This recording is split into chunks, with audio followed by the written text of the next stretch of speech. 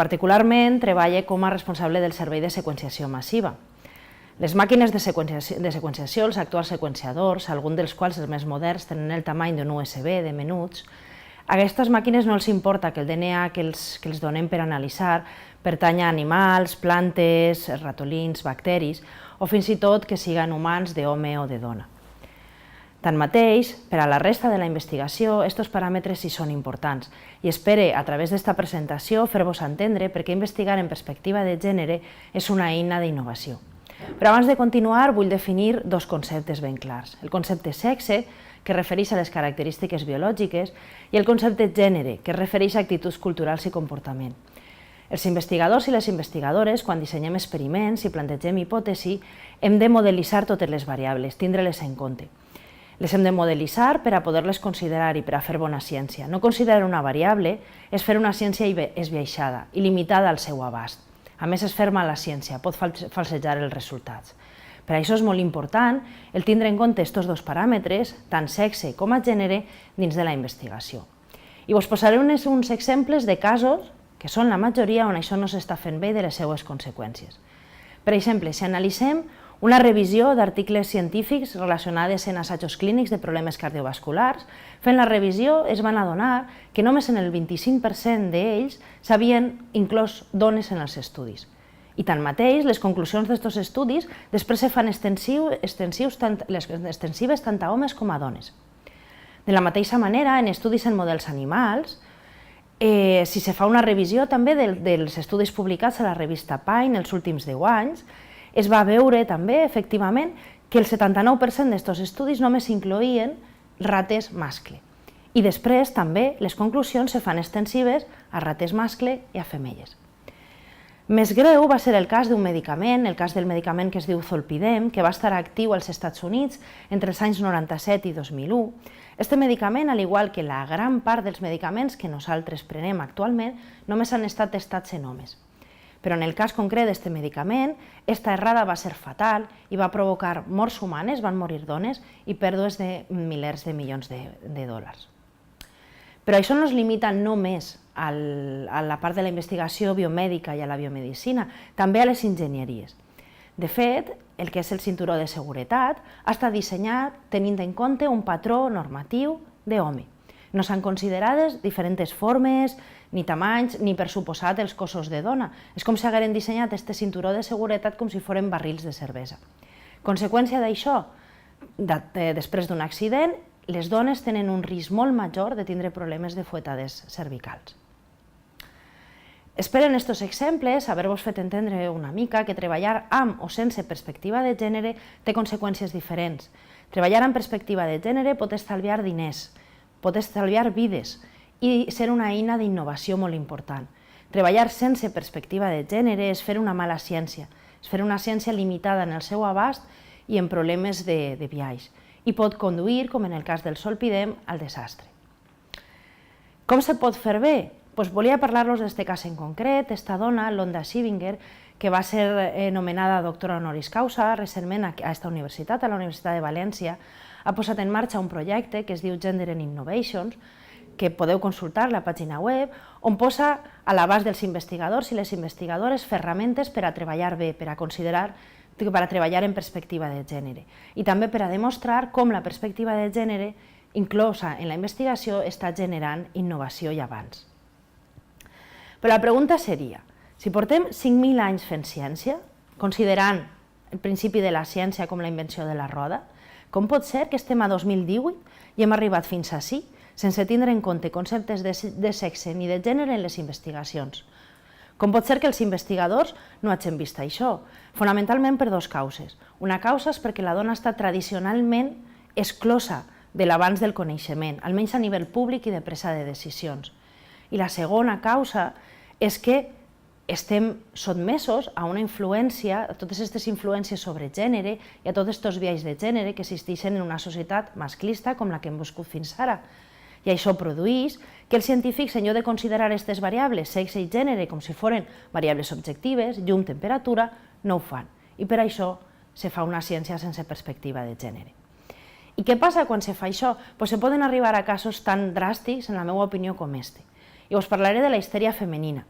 La histèria femenina va ser una malaltia que se suposa que afectava només a dones, que va estar vigent fins a bona part del segle XIX, i que les dones que la tenien, les dones tenien diferents símptomes, per exemple, insomni, retenció de líquids, però també nerviosisme, també comportaments, diguem-ne, fora de la norma, i a tota aquesta sintomatologia se l'aplicava el mateix diagnòstic, que era la histèria.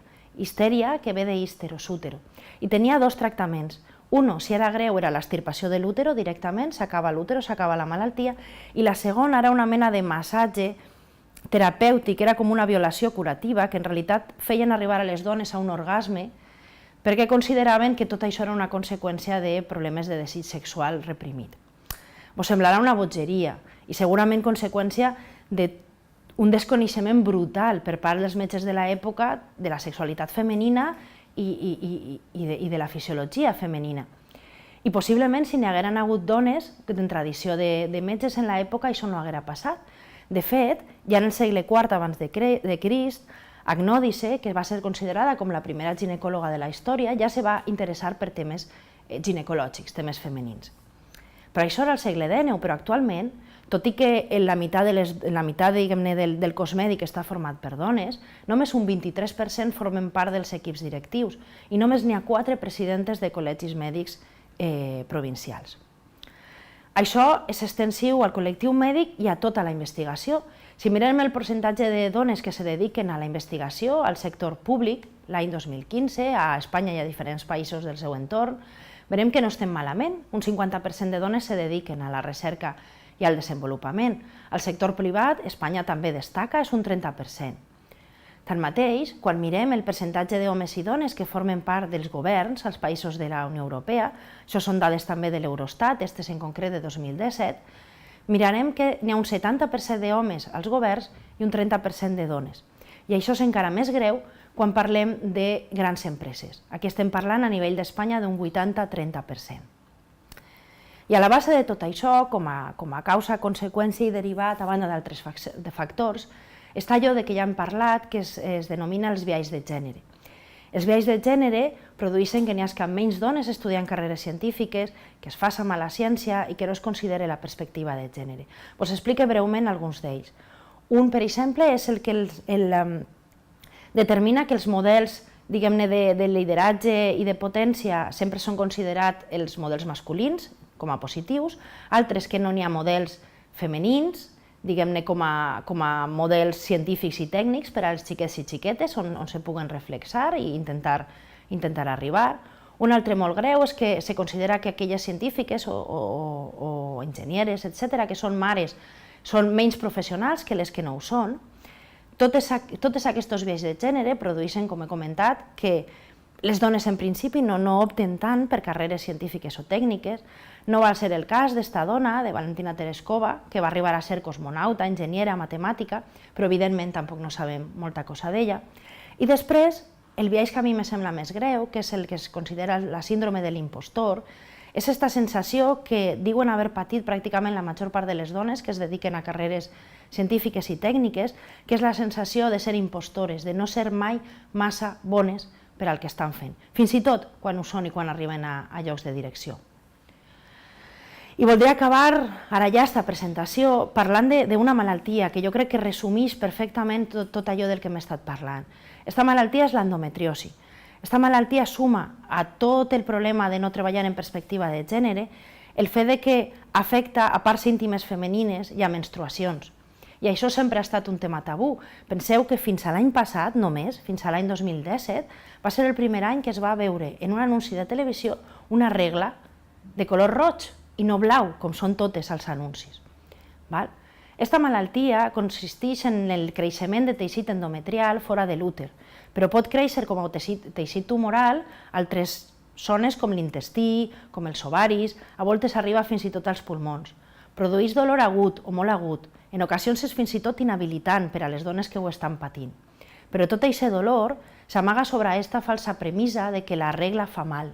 I com la regla fa mal, totes aquestes dones han d'amagar el seu dolor i viuen en la incomprensió. És una malaltia que afecta, com he comentat, al 10-15% de les dones en edat fèrtil. Però aquestes falses premisses i aquesta falta d'interès per part dels professionals sanitaris cap a aquesta malaltia han fet que el seu diagnòstic se retrase fins a 8 anys i que normalment se relaciona amb problemes de fertilitat.